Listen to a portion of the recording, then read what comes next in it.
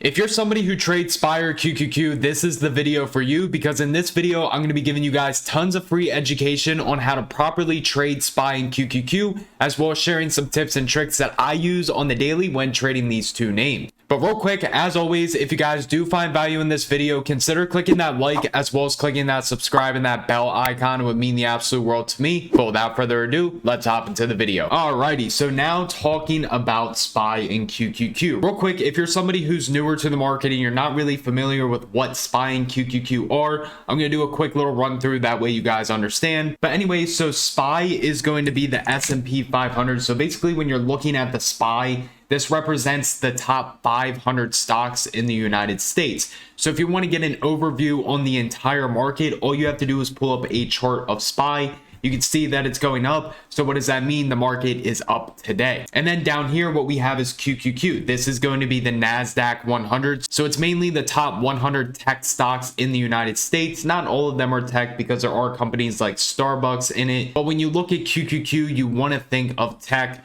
stocks like Apple, Microsoft, Amazon, so on and so forth. So if you want to know what the overall market is doing for the day, you look at SPY. This is just going to give you an overall view of the market. QQQ is going to let you know what the big tech names are doing. As you can see, this is up, so more than likely Google, Amazon, Apple, so on and so forth, they are up today as well. Now, the way that SPY and QQQ move, they're going to move based off of their futures. So futures, I will be making tons of videos on futures in the near future. Tongue twister. But I am starting to trade futures, so I do look forward to making that content for you guys.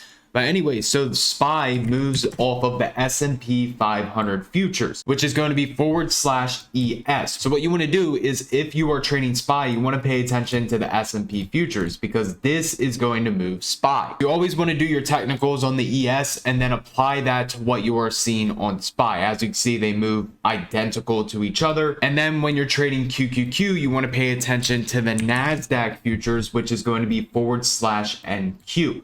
So looking at the NASDAQ futures, we had this 10-minute bull flag right here. And as you can see, QQQ, the same exact thing, 10-minute bull flag, both of them right back to that 8 EMA before it pushed to the upside. And then real quick, if you do want to learn more about my overall trading strategy, make sure to check out my book, The New Age of Technical Analysis, on Amazon.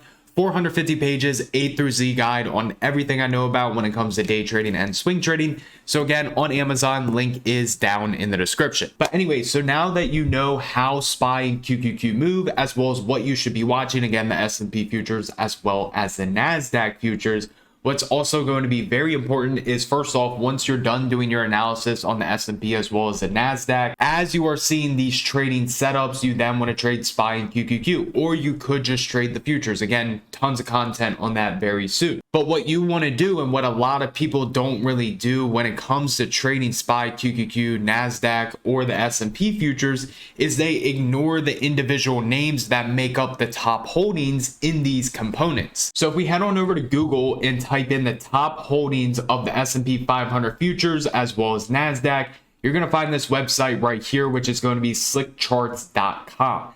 Now, this is going to be the top holdings in the S&P 500, again, top 500 stocks in the United States. But as we can see, Apple, Microsoft, Amazon, Google, Tesla make up a majority of the top holdings in the S&P 500. So if we're going to be trading SPY or the S&P futures, we definitely want to know what Apple, Microsoft, Amazon, Google, and Tesla are doing. Again, if we go on over to the NASDAQ, basically the same top holdings, except they have a higher weighting in the NASDAQ. What are the top holdings that we want to pay attention to? Apple, Microsoft, Amazon, Tesla, and Google. So now, instead of having all 5 of those top stocks pulled up on your screen right here, what you can do is, if you are on ThinkorSwim, what you can do is type in AAPL plus MSFT plus TSLA plus Google and then plus AMZN. So what this is going to do is, this is now going to piece together those 5 stocks into one chart. And what you can do is, you can simply look at this screen right here without having all 5 different names pulled up on your screen, because as you can see, you're not going to have any room. But what you can do is just put up these 5 names, this chart right here. So if you're looking at QQQ and you think QQQ looks strong, well, let's compare that to what the NASDAQ looks like, and let's compare it to what this overall combination looks like. Because sometimes you could be looking at SPY, but maybe Apple and Amazon look very weak. Well, if that's the case, if you're bullish on SPY, but Apple and Amazon look really weak, more than likely SPY is not going to continue to go up and it's actually going to pull back. So again, what you can do is you can figure that out by just looking at this chart right here. So now if we're looking at QQQ, again, we had that 10-minute bull flag on the actual QQQ. We had the 10-minute bull flag on the NASDAQ futures. And then we also had the 10-minute bull flag on the Google, Amazon, Microsoft, Apple, and Tesla combination.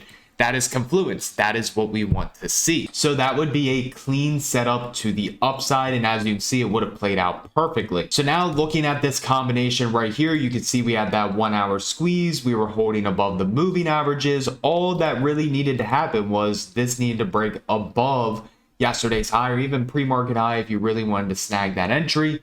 If we pull up QQQ, it was the same exact thing.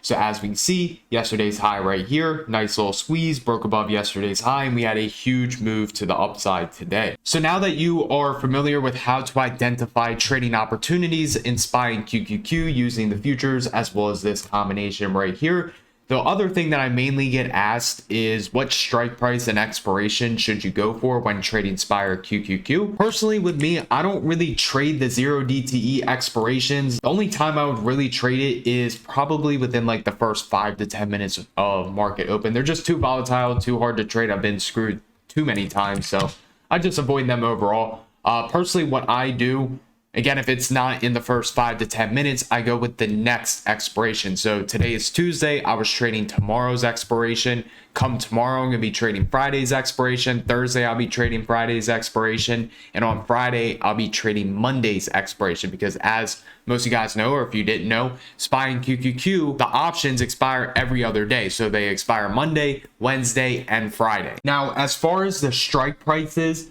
really, with most of my SPY and QQQ trades, I typically go at the money or one strike out. So let's just say that you ended up going long at this ascending triangle breakout on SPY. As you can see, we had this little trend line right here. Here's our flat top right there. If you ended up going long, the top of this was at 383. Therefore, I'm going to go for the 384 calls.